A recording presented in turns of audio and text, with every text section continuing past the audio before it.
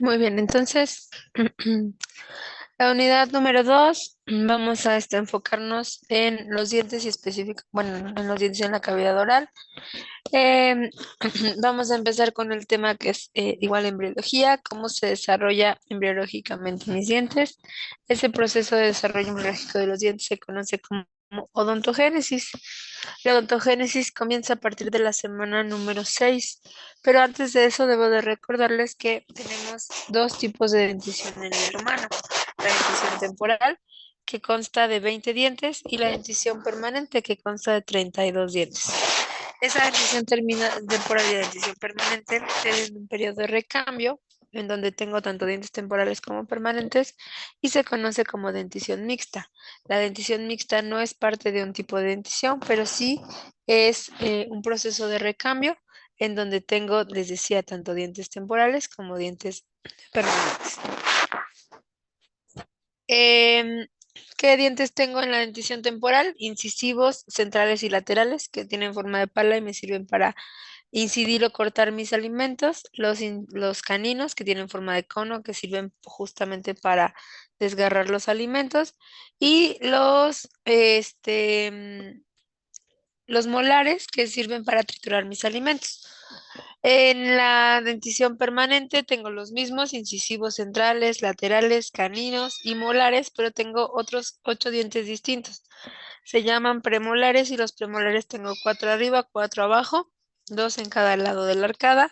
Y estos dientes, estos 8 dientes premolares van a tener una forma de cono con dos cúspides, una de la parte interna y otra de la parte externa, y también me van a servir para triturar mis alimentos. Este, mm, el diente se va a dividir morfológicamente en dos partes: la corona, que es lo que yo veo, y la raíz, que es lo que yo no veo, lo que está dentro de mi huesito. Morfológicamente, entonces será la corona lo que se ve, la parte blanca, cuando yo sonrío. Y también voy a dividir en cuanto a estructuras histológicas que comprenden mi diente.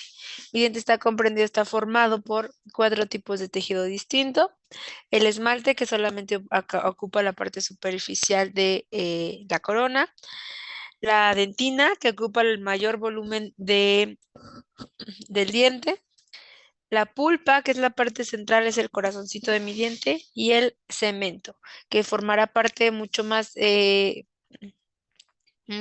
que del diente, del propio periodonto, lo que me ayuda o me permite que el diente se fije a mis huesos, a mi maxilar y mi mandíbula. Eso quiere decir que el periodo de morfogénesis e histogénesis va a ser justamente la morfogénesis, es el desarrollo y la formación de la corona y de la raíz, y la histogénesis es la citodiferenciación de las células en los distintos tipos de tejido distinto: cemento, esmalte, dentina y pulpa. Cuando dijimos que comenzaba a desarrollarse los dientes a partir de la semana número 6, pero recuerden que en la semana número 4 las células que migraron de la cresta neural formaron mis procesos maxilar y mandibular. De esos procesos en esa parte interna se van a desarrollar mis dientes. El epitelio que recubre mi ectodermo, mi epitelio bucal, mi estomodeo, va a formarme justamente mi esmalte, y el epitelio mesenquimático va a formar mm, mi complejo dentino pulpar. Eso quiere decir que es mi pulpa y mi dentina, todo mi periodonto, mi ligamento, mi hueso y mi cemento radicular. ¿Cómo se va a desarrollar entonces las superficies de mis dientes? Bueno, a partir de ese engrosamiento del ectodermo, de aquí, como pueden ver en la parte amarilla, tengo mi proceso mandibular. Recuerden que en morado está cómo se osificaba, mi centro de osificación, y en los extremos tenía mis cartílagos. Bueno, en esa zona,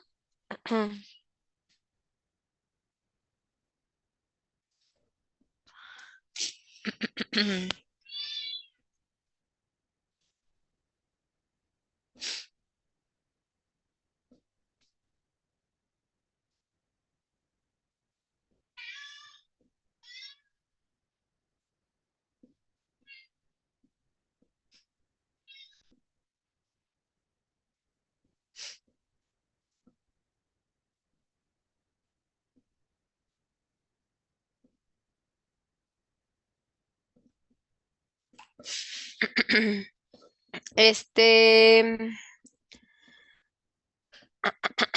la lámina dental y la lámina vestibular.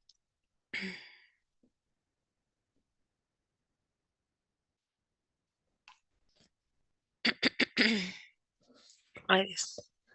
La lámina dental es la lámina que se forma del epitelio bucal. El epitelio se engrosa, después se invagina y al invaginarse se va a formar un engrosamiento alargado y una condensación de mesénquima en la parte final. Eso se conoce como lámina dental.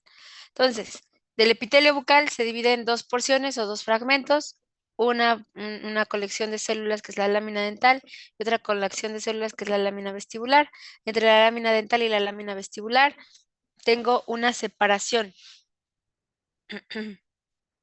Esa separación es un hundimiento em, y ese hundimiento es el que va a generar el vestíbulo, este espacio que tengo aquí.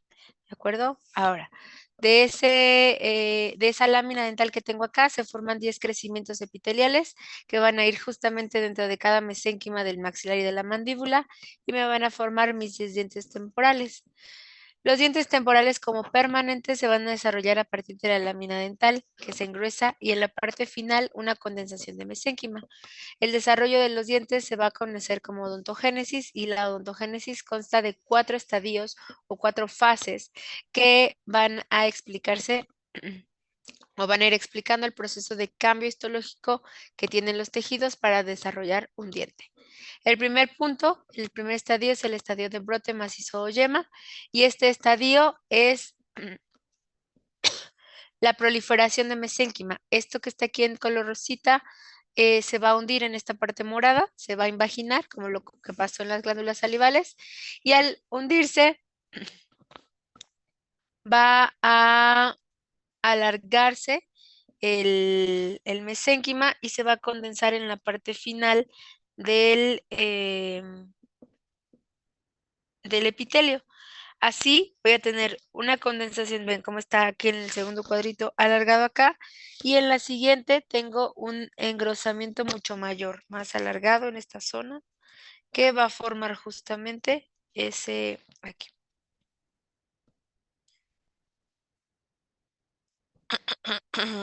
Ese alargamiento en la parte final del epitelio. Dame un minutito.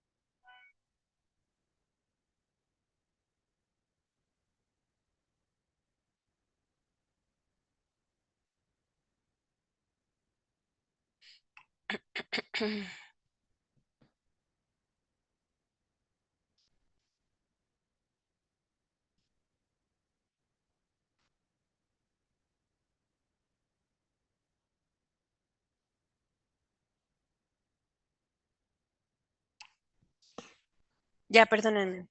El estadio de casquete, que es el que bueno, perdón. El estadio de brote, que es justamente el engrosamiento de la parte final de la lámina dental, se condensa en mesénquima en la parte final y al finalizar esa esa condensación de mesénquima, las células de la lámina dental, que son esta parte grisecita que tengo acá. Ay, ¿dónde está mi cursor? Acá. Se van a separar. Estas células van a tener aspecto poligonal con espacios intercelulares estrechos y este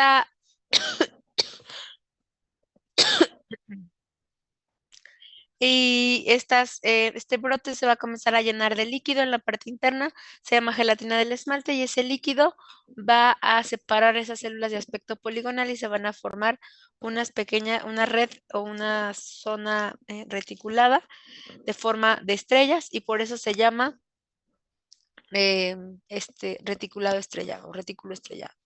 Este es el epitelio bucal, esta es la lámina dental, esta es la lámina vestibular, esta es la condensación de mesénquima y más abajo está la zona de osificación, el cartílago de Meckel, con las trabéculas óseas alrededor formando ese hueso trabeculado de la mandíbula en este caso. ¿De acuerdo? Luego tengo mi estadio de casquete. El estadio de casquete es cuando, les decía, se llena el líquido de la parte interna de la lámina dental, se separan las células para formar una red tridimensional esponjosa y va a formarse una, pues un espesor mayor de esmalte. Y eso se llama entonces retículo estrellado. El retículo estrellado de la lámina dental va a formar una parte importante que se llama órgano del esmalte. El órgano del esmalte está conformado por el epitelio oral externo, interno y obviamente la parte interna del retículo estrellado. Aquí en la parte de abajo tengo mi. Este,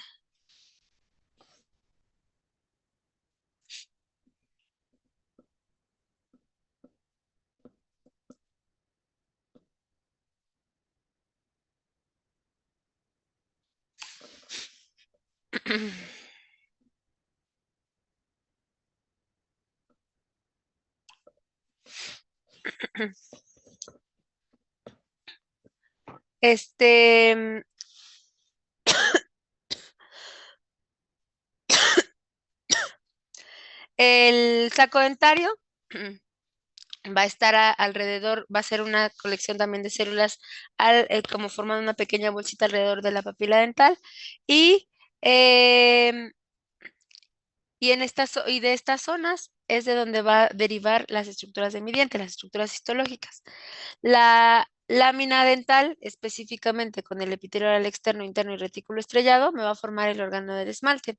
En la parte central me va a formar la papila dental que va a formar o desarrollarme la pulpa y la dentina. Y del saco dentario se va a formar la... em, y del saco dentario se va a formar la raíz del dientito, específicamente el cemento. ¿De acuerdo? Cuando pasa el estadio de brote en la semana 6, el estadio de casquete este, mm, en la semana 9. Permítanme.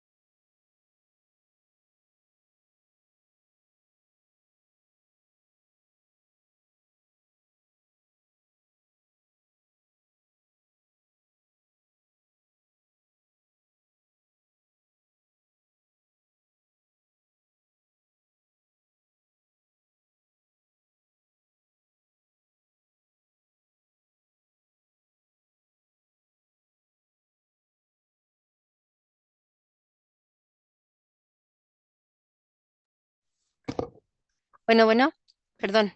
Este,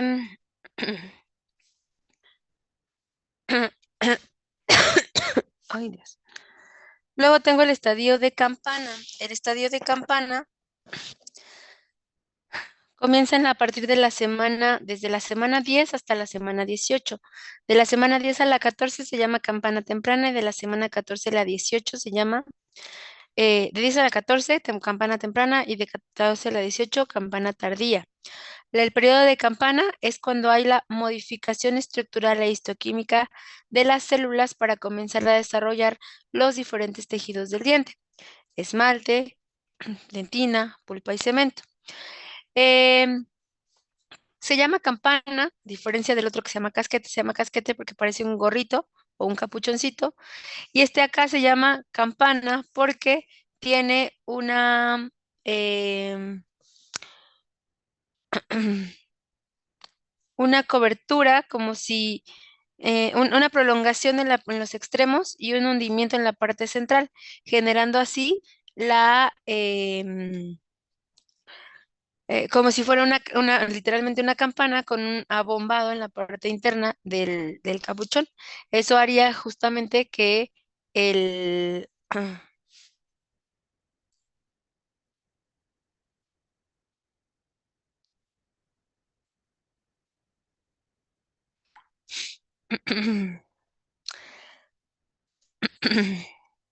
Ay, Dios.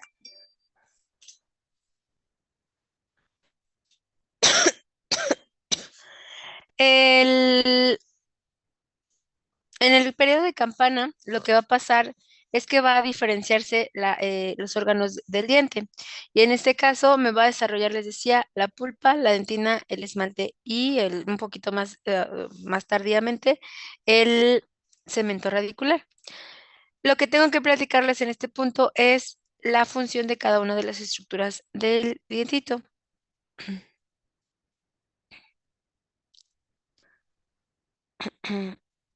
Ahí está, ahí está. Voy a ir de adentro hacia afuera explicándoles porque así es como se desarrolla normalmente nuestro dientito. La pulpa es la parte central de mi diente, es el corazoncito de mi diente, mal llamado el nervio del diente. Es tejido conectivo laxo, está ampliamente vascularizado e inervado. La pulpa está ocupando el espacio virtual que se forma en la dentina. Es una cavidad excavada dentro de la dentina que se llama cámara pulpar. La pulpa dental se origina de la papila dental, de la condensación mesenquimática del final de la lámina dental. De ahí se forma la pulpa dental. La pulpa dental está conformada por diferentes células. Las más importantes son los odontoblastos, que van a ser células que están en la periferia de la pulpa y que su capacidad es la de sintetizar la dentina, y los fibroblastos, que son la mayor cantidad de células que justamente conforman el tejido conectivo pulpar y que van a secretar las fibras, ya sea colágenas, reticulares y elásticas y la sustancia fundamental, para formar, mantener y regular la parte interna, el medio interno de mi pulpa. Para eso, debo de platicarles antes que esa parte, la función de la pulpa. La pulpa me va a ayudar a soportar mecánicamente la masticación. ¿Gracias a quién? A que por sus est- por su capacidad reactiva va a comenzar a formar más dentina. Se defiende también la pulpa por distintos irritantes, ya sea físico, químico, mecánico. Entonces la pulpa va a reaccionar formando dentina. Por eso la actividad principal de la pulpa es la deformación de la dentina. Sin pulpa no tengo dentina, ¿de acuerdo? Por eso también se llama complejo dentino pulpar, porque necesito la pulpa que forme la dentina. Sin la pulpa no puedo formar la dentina.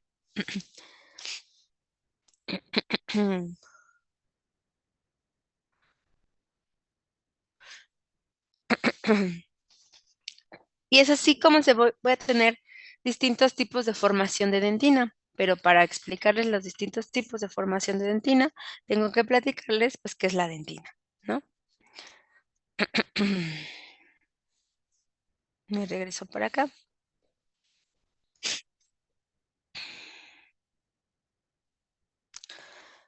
La dentina es tejido conectivo avascular. También está formado por fibras colágenas tipo 1, pero que están dispuestos sobre ellas cristales de hidroxiapatita. Está revestido externamente por el esmalte, internamente está limitado por la cámara pulpar, por la pulpa, y por la parte inferior por la raíz. La dentina va a ocupar la mayor cantidad de estructura del diente, es todo eso que está aquí en amarillito, tanto en la parte coronal como en la parte radicular. La dentina, su función es la de soportar mecánicamente las fuerzas de la masticación y generar elasticidad en el diente, dispersando las fuerzas de la masticación. También tiene una actividad de defensa y reactividad. Esto es gracias a la pulpa. La pulpa se siente irritada y al estar irritada lo que va a formar es más dentina para protegerse. Y también tengo una parte sensorial gracias a los plexos de Rashko, me ayuda a tener sensibilidad. Entonces la dentina ya tiene una capacidad sensorial o sensitiva. Así es la dentina. La dentina es porosa. Tiene muchos pequeños orificios. Esos orificios se llaman túbulos dentinarios. Y esos túbulos dentinarios están ocupados por líquido tisular. Están ocupados también por una prolongación citoplasmática celular de una célula formadora de dentina, que es el odontoblasto. Y alrededor de la prolongación odontoblástica se forma dentina peritubular alrededor del tubo e intertubular entre los túbulos. Cada túbulo entonces está ocupado normalmente por una prolongación citoplasmática y líquido. Este es el cuerpo del odontoblasto. El odontoblasto es la célula secretora acá está, es la célula secretora de la dentina. Tiene una capacidad enzimática y productiva alta y tiene una forma cilíndrica y achatada en reposo. Tiene una capa, bueno, están dispuestos en empalizadas y van a tener una prolongación citoplasmática que se va a extender hacia la dentina.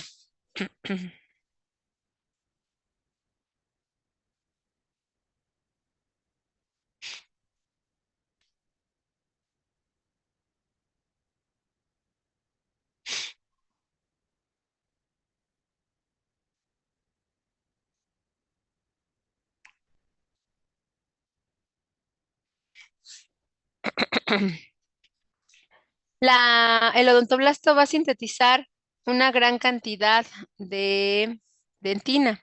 Dentina primaria, que es la primerita dentina que se forma, dentina secundaria,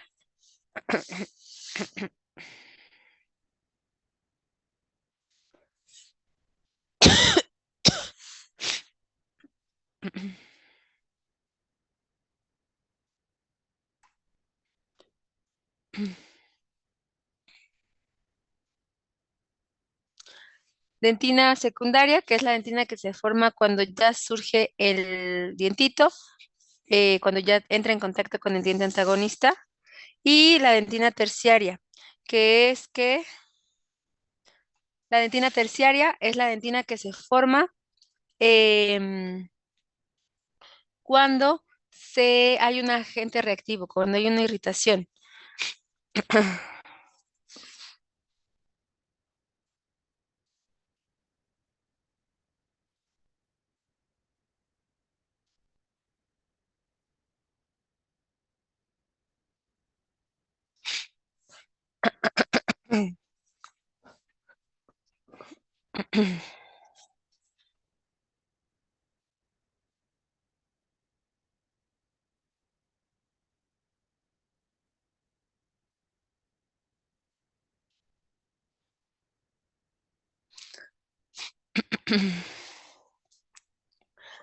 La, mm, el odontoblasta está ocupado, tiene una prolongación citoplasmática, que es esta que tengo acá, que se llama fibrillar de Toms, y esa ocupa de, la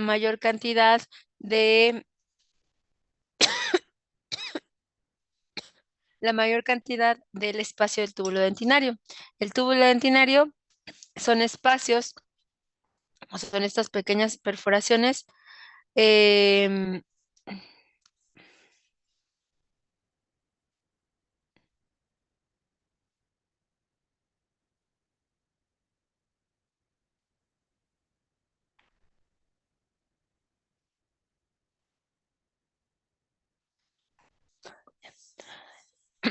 Son espacios que tiene la dentina, que están ocupados por líquido de tisular y tienen en la parte interna pues la prolongación odontoblástica.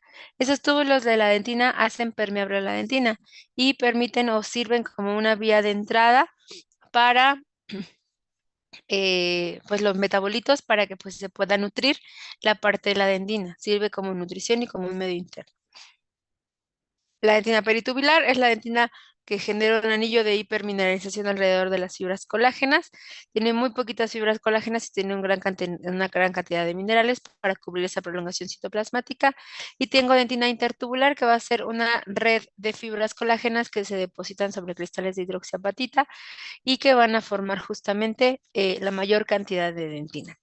Digamos entonces que si yo podría dibujar cómo es que se forma la dentina, este es mi túbulo de la dentina, ¿no? Aquí, así. Está ocupado acá por una prolongación citoplasmática.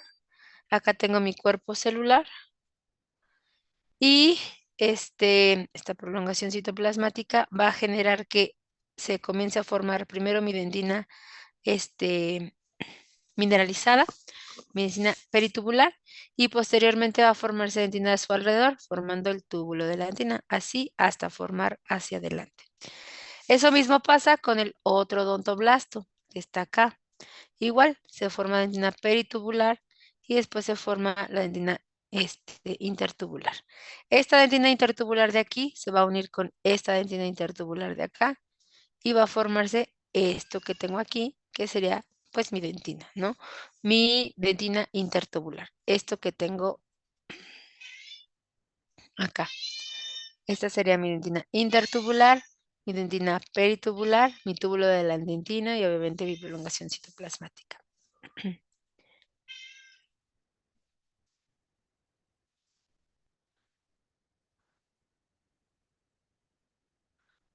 No sé si se puede borrar, no creo que ya no. Este es el cuerpo celular del odontoblasto.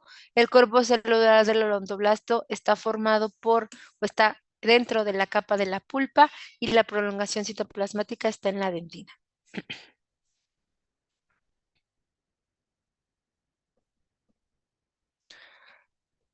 Ay, voy a borrar esto.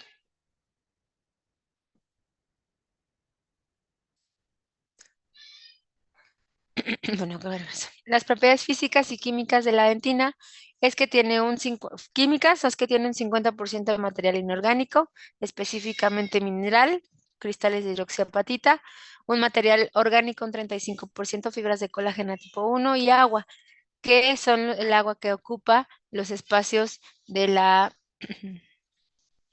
de los túbulos de la dentina. Van a variar dependiendo del diente, el estado de nutrición del propio individuo y de la edad. Eso quiere decir que va a afectar o va a alterar las propiedades físicas.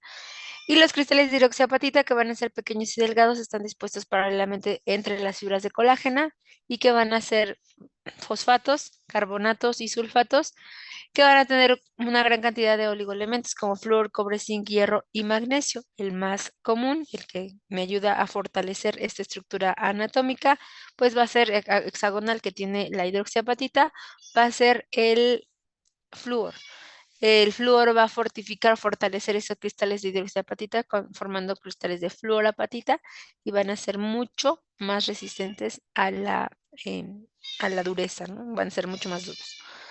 Y los elementos orgánicos que vamos a tener colágeno tipo 1, tipo 3, normalmente tipo 1 y tipo 3, el 90% son fibras tipo 1 y proteínas o glucoproteínas de adhesión que van a ser estos elementos orgánicos que son la osteonectina, la osteopontina, la fosforina dentinaria, la proteína de la matriz dentaria, las cialoproteínas, las fosfoproteínas que van a ser necesarios para la formación este, de la dentina. Y las propiedades físicas, el diente va a tener un color distinto, va a ser dependiendo de el grado de mineralización, la edad del individuo, la pigmentación tanto endógena como exógena y la vitalidad pulpar. Eso quiere decir que el diente va a ver o tornarse desde blanco hacia amarillo dependiendo de todos estos puntos. Quien le da el color a al diente va a ser la dentina, no el esmalte, o sea, la capa interna. El esmalte es translúcido, es como transparente, como como una jarra de plástico transparente donde se ve el color de del líquido en la parte interna, pero se ve de una manera distinta, no se ve como cristalino. Es así como ese translúcido o esa translucidez es el esmalte y permite así el paso de luz hacia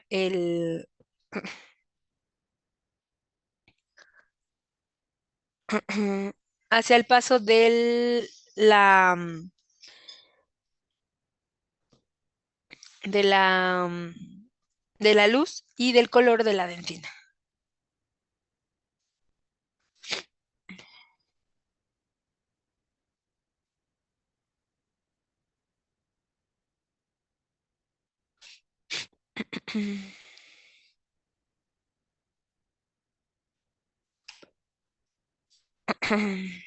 Luego tengo que otra de las propiedades físicas es la radiolucidez y la radiopacidad. Siempre se va a comparar con la estructura más dura del cuerpo, en este caso sería el esmalte, y o los huesos. En cuanto al hueso, pues el hueso, la radiopacidad va a ser mayor que el hueso, pero menor que el esmalte. La translucidez va a ser menor que el esmalte, pero mayor que el hueso. Y la elasticidad va a ser muy alta porque tiene una gran cantidad de líquido y sustancia orgánica que sirve como una amortiguadora entre el impacto masticatorio y evita que las piezas se fracturen.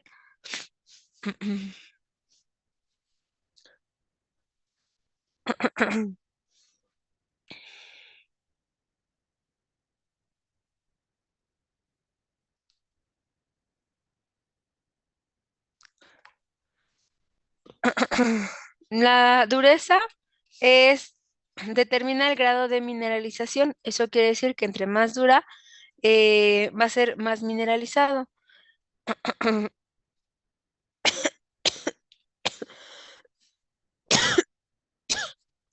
La, Va a ser mucho mayor la dureza de la dentina.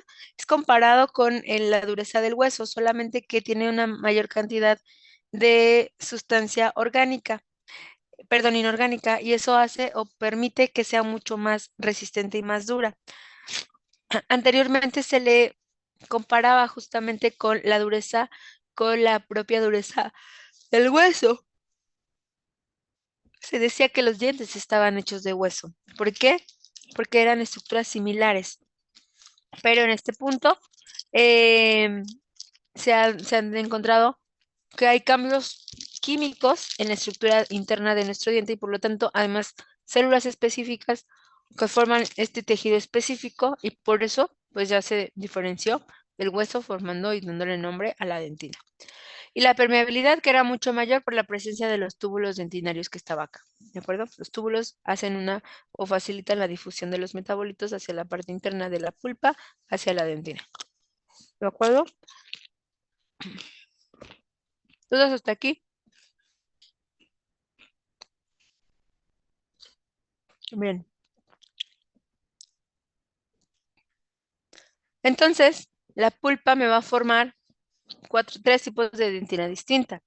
La dentina primaria, secundaria y la terciaria. La primaria es la que está alrededor de la dentina cuando se forma el dientito. La secundaria o adventicia es la que se forma cuando erupciona el dientito. Y la terciaria son estas dos de abajo. Cuando tengo, por ejemplo, algún agente irritativo, ya sea les decía físico, químico, bacteriano. El más común es el bacteriano como la caries.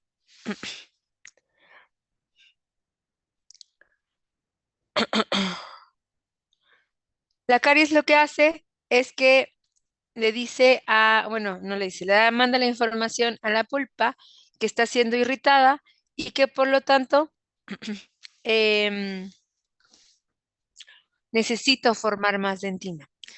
Digamos que vamos a comparar la pulpa, la cámara pulpar, que es donde se encuentra la pulpa, que somos nosotros, yo soy la pulpa, y la cámara pulpar es un cuarto donde estoy yo viviendo, ¿no? Y entonces mis paredes, la parte de arriba del techo, arriba está la dentina. Imaginamos que llueve y entonces se forma un charco en la parte de arriba del techo y comienza a filtrarse el líquido por el techo hasta generar una gotera. Así es como se difunde la caries dentro del diente, como si fuera una gotera. Comienza o se encharca o se forma una lesión mucho más amplia, una lesión cariosa amplia, y después se va a ir filtrando hasta llegar a los túbulos de la dentina y a través de los túbulos se dispersa rápidamente para llegar hacia la parte interna de la pulpa. Ese es el objetivo, llegar al tejido conectivo. Se come mucho tejido conectivo, la caries, digámoslo, de la dentina, pero quiere llegar a la parte más amplia del tejido conectivo, que es la pulpa. Entonces, la dentina actúa como, perdón, la pulpa actúa como nosotros que vemos la gotera, y entonces lo que vamos a hacer es tratar de tapar la gotera. No desde arriba, porque imaginamos que no puedo subir, lo voy a hacer desde abajo, desde donde yo veo la gotera. Y entonces es como si pusiera parches para tratar de generar un espesor mayor de pared, de techo, y eso haga que retarde o que ya no se filtre o tratar de sellar. Eso mismo hace la pulpa. La pulpa forma parches de dentina. ¿Para qué?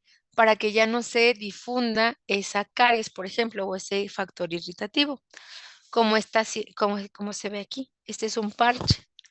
Pasa lo mismo cuando hay cuando hay un desgaste, cuando pierdo la estructura dentinaria y entonces lo que reacciona generando mi pulpa es formando más dentina.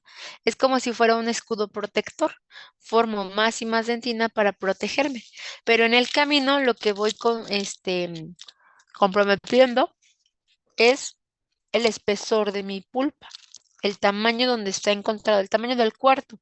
Si yo le estoy poniendo más y más ladrillos en la parte de arriba para poder tapar, pues voy haciendo más pequeña mi cavidad, mi espacio donde yo puedo vivir. Y en algún punto voy a tener que dejar tantos ladrillos hacia arriba que ya no voy a poder moverme y se va a comprometer la circulación, es lo que ya me lleva a tener, por ejemplo, una necrosis pulpar o un absceso periapical, porque ya hubo una compresión de esa pulpa durante mucho tiempo. Entonces, eso me explicará justamente cómo es que se forma la pulpa, cómo es la reacción de la pulpa ante para la formación de la dentina, específicamente la dentina terciaria o dentina de reparación. Ahora, otra de las funciones que tiene la pulpa, miren, aquí es cuando tenemos un desgaste, un bruxismo, la pulpa se hace pequeñita y el espacio de los dientes pues se va perdiendo, ese desgaste, esa tricción, porque la pulpa se destruyó en la parte de arriba. Tengo dentina del manto, que es la dentina que se ubica por debajo del esmalte y el cemento. Tengo dentina circunpulpar, que es la de mayor volumen de dentina, y la predentina, que es la capa de dentina que no se mineralizó. Ahora, dentro de eso también tengo que platicarles que en la pulpa, ya regresé a la pulpa, ya les hablé de la dentina, ahora voy con la pulpa, y la pulpa tiene 4 zonas topográficas distintas. Es donde encuentro las células. La primera es la zona odontoblástica, que es donde encuentro los odontoblastos. Luego tengo la zona basal o zona subodontoblástica, o también se llama oligocelular de Weil. Esta pulpa, esta zona, es donde tengo algunos vasos sanguíneos capilares y tengo muchas fibras colágenas, pero sin tantas células.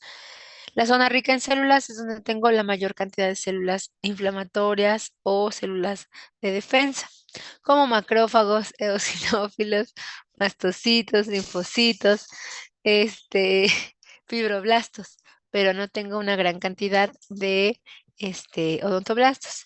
Y tengo zona central de la pulpa, que es donde tengo a los capilares mucho más amplios y le van a darle la nutrición a mi pulpa.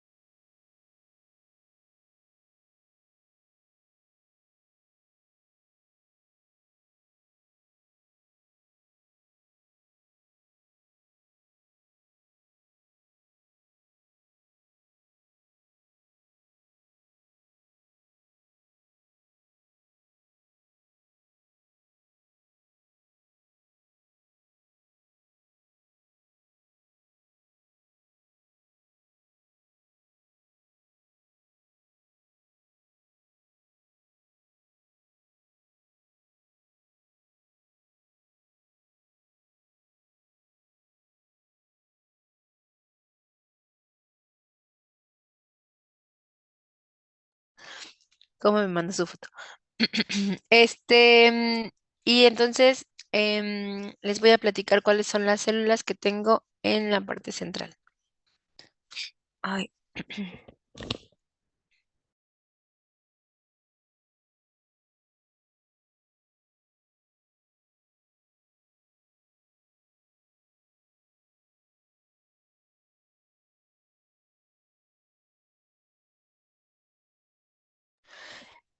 Les decía que los fibroblastos, que eran las células principales y las más abundantes, me van a formar las fibras colágenas, ay, ya me pasé, fibras colágenas reticulares y fibras elásticas.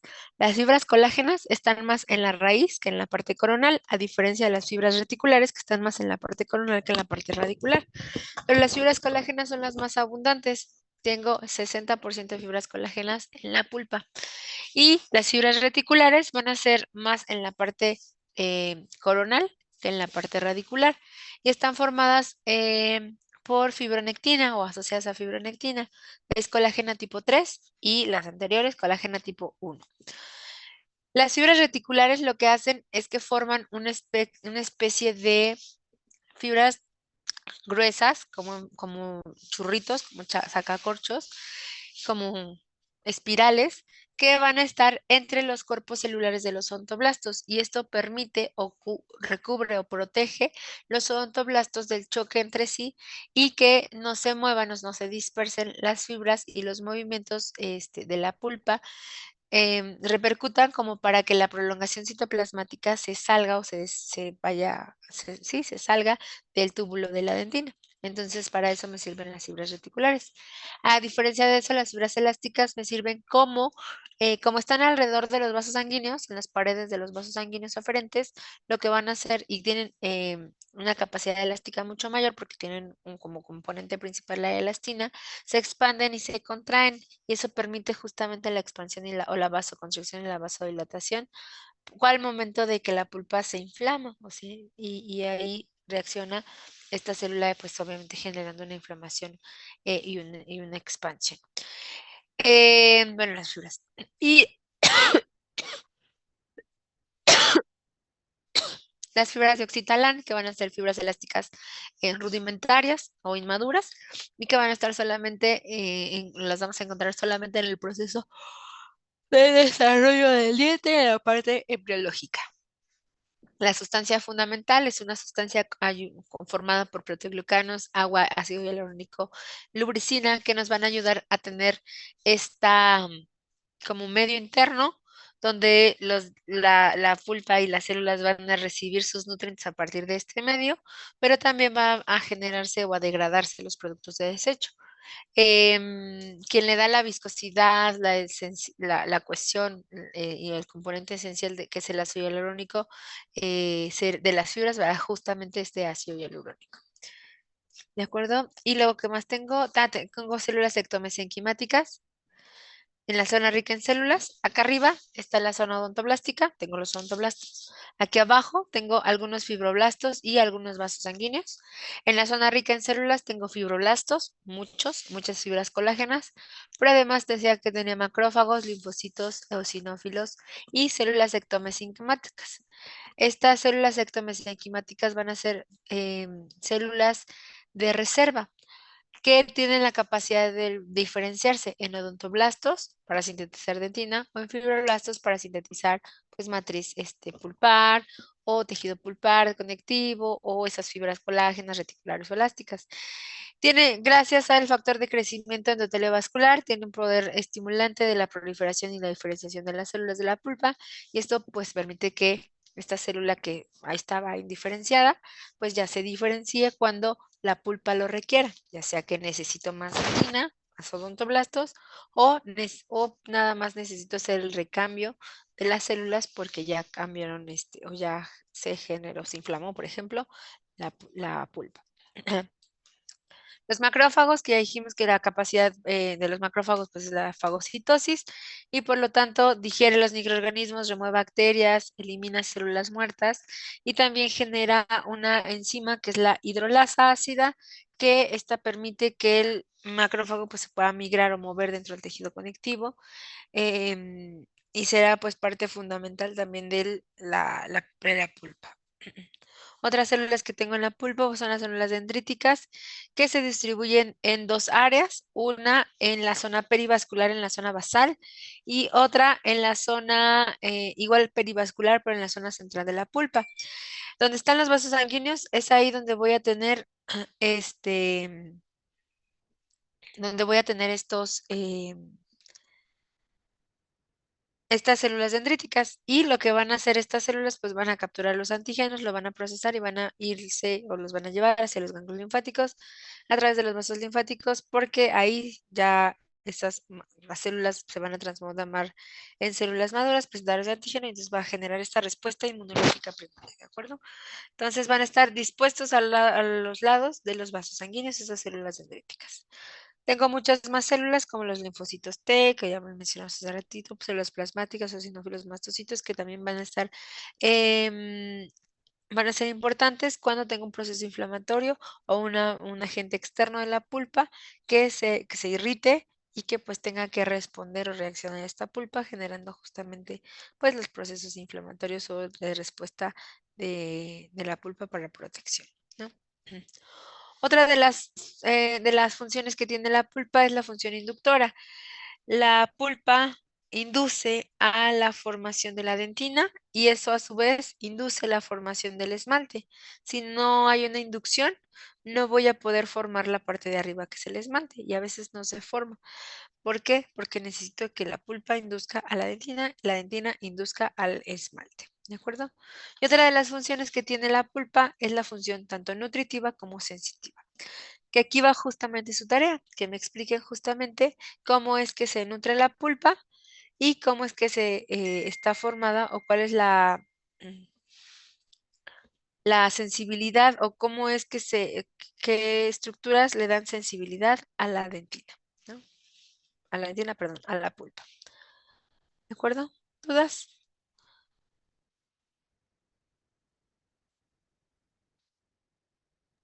No, doctora. Muy bien. Entonces la tarea les decía es, se llama sensibilidad dental, fisiología o fisiopatología del dolor pulpar y la sensibilidad pulpar y la tanto sensibilidad como vascularización o irrigación de la pulpa. ¿De acuerdo? Esa es la tarea de esta semana.